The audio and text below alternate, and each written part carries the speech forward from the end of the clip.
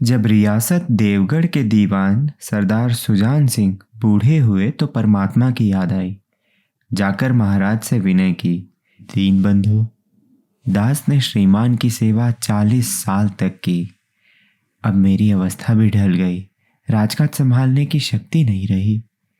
कहीं भूल चूक हो जाए तो बुढ़ापे में दाग लगे, सारी जिंदगी की नेकनामी मिट्टी में मिल जाए। राजा साहब अपने अनुभवशील नीति कुशल दीवान का बड़ा आदर करते थे। बहुत समझाया, लेकिन जब दीवान साहब ने न माना तो हार कर उनकी प्रार्थना स्वीकार कर ली, पर शर्त यह लगा दी कि रियासत के लिए नया दीवान आप ही को खोजना पड़ेगा। दूसरे दिन देश के प्रसिद्ध पत्रों में यह विज्ञापन निकला कि देवगढ़ के लिए एक सुयोग्य दीवान की जरूरत है। जो सज्जन अपने को इस पद के योग्य समझे, वे वर्तमान सरदार सुजान सिंह की सेवा में उपस्थित हों।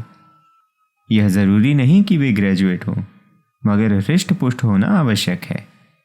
मंदाग्नि के मरीज को यहाँ तक कष्ट उठाने की कोई जरूरत नहीं। 1 महीने तक उम्मीदवारों के रहन सहन, आचार विचार की देखभाल की जाएगी। विद्या का कम परंतु कर्तव्य का अधिक विचार किया जाएगा। जो महाशय इस परीक्षा में पूरे उतरेंगे वे इस उच्च पद पर सुशोभित होंगे। इस विज्ञापन ने सारे मुल्क में तहलका मचा दिया। ऐसा ऊंचा पद और किसी प्रकार की कैद नहीं, केवल नसीब का खेल है। सैकड़ों आदमी अपना अपना भाग्य परखने के लिए चल खड़े हुए। देवगढ़ में नए नए और रंग बिरंगे मनुष्य दिखाई देने लगे। प्रत्येक रेलगाड़ी से उम्मीदवारों का एक मेला सा उतरता। कोई पंजाब से चला आता था, कोई मद्रास से, कोई नया फैशन का प्रेमी, कोई पुरानी सादगी पर मिटा हुआ। पंडितों और मौलवियों को भी अपने अपने भाग्य की परीक्षा करने का अवसर मिला। बेचारे सनद के नाम रोया करते थे, यहां उसकी कोई जरूरत ही नहीं थी। रंगीन इमामे, चोगे और नाना प्रकार के अंगरखे और कंटोप देवगढ़ में अपनी सज धज दिखाने लगे।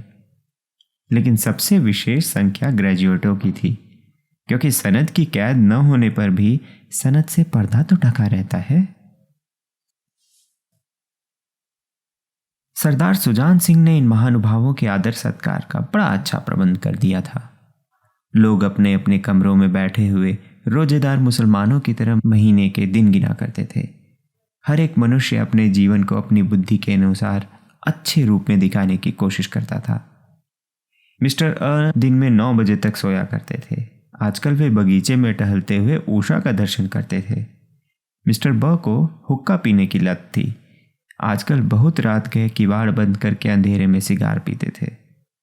मिस्टर द, स और ज से उनके घरों पर नौकरों की नाक में दम था, लेकिन ये सज्जन आजकल आप और जनाब के बगैर नौकरों से बातचीत नहीं करते थे। महाशय क नास्तिक थे, हक्सले के उपासक, मगर आजकल उनकी धर्मनिष्ठा देखकर मंदिर के पुजारी को भी पदच्युत हो जाने की शंका लगी रहती थी। मिस्टर ल को किताबों से घृणा थी, परंतु आजकल वे बड़े बड़े ग्रंथ देखने पढ़ने में डूबे रहते थे। जिससे बात कीजिए वह नम्रता और सदाचार का देवता बना मालूम देता था। शर्मा जी घड़ी रात से ही वेद मंत्र पढ़ने लगते थे। मौलवी साहब को नमाज और तलावत के सिवा और कोई काम न था। लोग समझते थे कि 1 महीने का झंझट है, किसी तरह काट लें, कहीं कार्य सिद्ध हो गया तो कौन पूछता है। लेकिन मनुष्यों का वह बूढ़ा जौहरी आड़ में बैठा हुआ देख रहा था कि इन बगुलों में हंस कहाँ छिपा हुआ है। एक दिन नए फैशन वालों को सूझी कि आपस में हॉकी का खेल हो जाए। यह प्रस्ताव हॉकी के मजे हुए खिलाड़ियों ने पेश किया। यह भी तो आखिर एक विद्या है, इसे क्यों छिपा रखें? संभव है कुछ हाथों की सफाई ही काम कर जाए। चलिए, तय हो गया। फील्ड बन गई, खेल शुरू हो गया और गेंद किसी दफ्तर के अप्रेंटिस की तरह ठोकरें खाने लगा। रियासत देवगढ़ में यह खेल बिल्कुल निराली बात थी। पढ़े लिखे भले मानुस लोग शतरंज और ताश जैसे गंभीर खेल खेलते थे। दौड़ कूद के खेल बच्चों के खेल समझे जाते थे। खेल बड़े उत्साह से जारी था। धावे के लोग जब गेंद को लेकर तेजी से उड़ते तो ऐसा जान पड़ता था कि कोई लहर बढ़ती चली आती है। लेकिन दूसरी ओर के खिलाड़ी इस बढ़ती हुई लहर को इस तरह रोक लेते थे कि मानो लोहे की दीवार है। संध्या तक यही धूमधाम रही। लोग पसीने से तर हो गए। खून की गर्मी आंख और चेहरे से झलक रही थी। हांफते हांफते बेदम हो गए, लेकिन हार जीत का निर्णय न हो सका। अंधेरा हो गया था।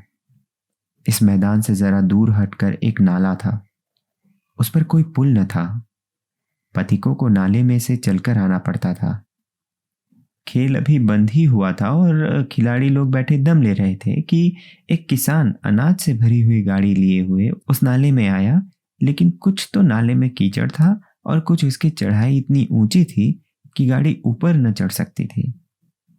वह कभी बैलों को ललकारता, कभी पहियों को हाथ से ढकेलता, लेकिन बोझ अधिक था और बैल कमजोर।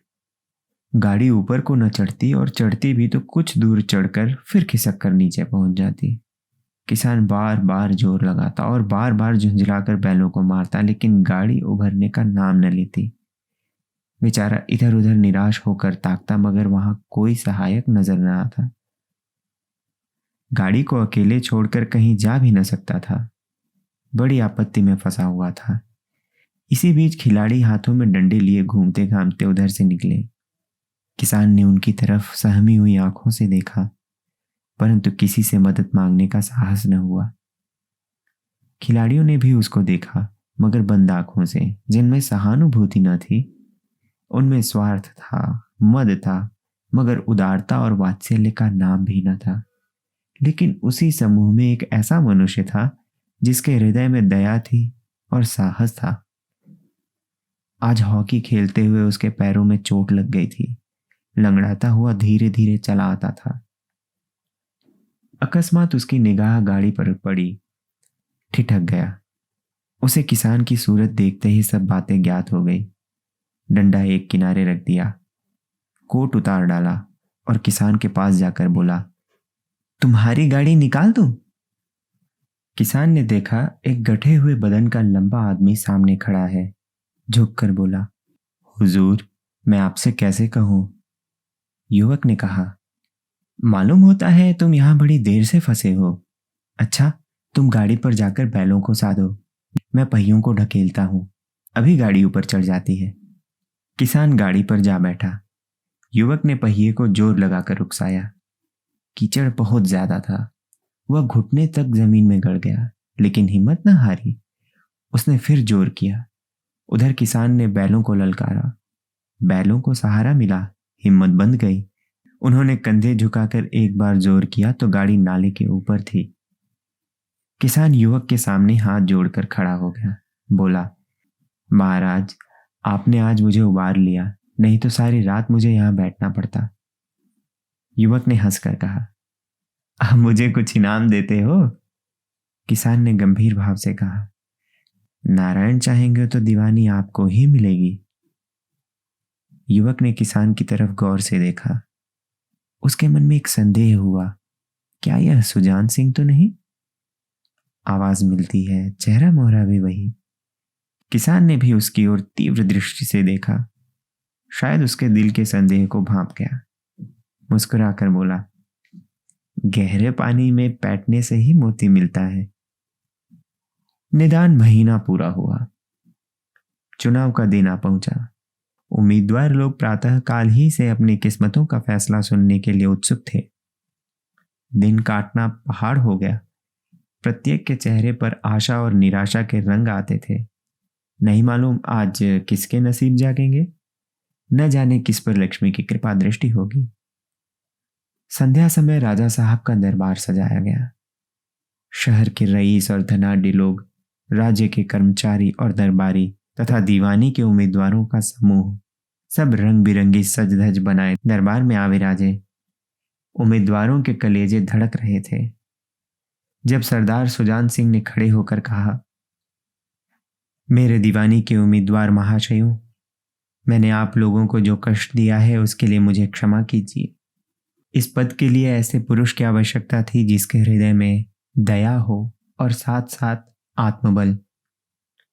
हृदय वह जो उदार हो, आत्मबल वह जो आपत्ति का वीरता के साथ सामना करे। और इस रियासत के सौभाग्य से हमें ऐसा पुरुष मिल गया है। ऐसे गुण वाले संसार में कम है, और जो हैं वे कीर्ति और मान के शिखर पर बैठे हुए हैं, उन तक हमारी पहुंच नहीं। मैं रियासत को पंडित जानकी नाथ सा दीवान पाने पर बधाई देता हूँ। रियासत के कर्मचारियों और रईसों ने जानकी नाथ की तरफ देखा। उम्मीदवार दल की आंखें उधर उठी, मगर उन आंखों में सत्कार था, इन आंखों में ईर्ष्या। सरदार साहब ने फिर फरमाया, आप लोगों को यह स्वीकार करने में कोई आपत्ति न होगी कि जो पुरुष स्वयं जख्मी होकर भी एक गरीब किसान की भरी हुई गाड़ी को दलदल से निकालकर नाले के ऊपर चढ़ा दे, उसके हृदय में साहस, आत्मबल और उदारता का वास है। ऐसा आदमी गरीबों को कभी न सतावेगा। उसका संकल्प दृढ़ है जो उसके चित्त को स्थिर रखेगा। वह चाहे धोखा खा जाए, परंतु दया और धर्म से कभी न हटेगा।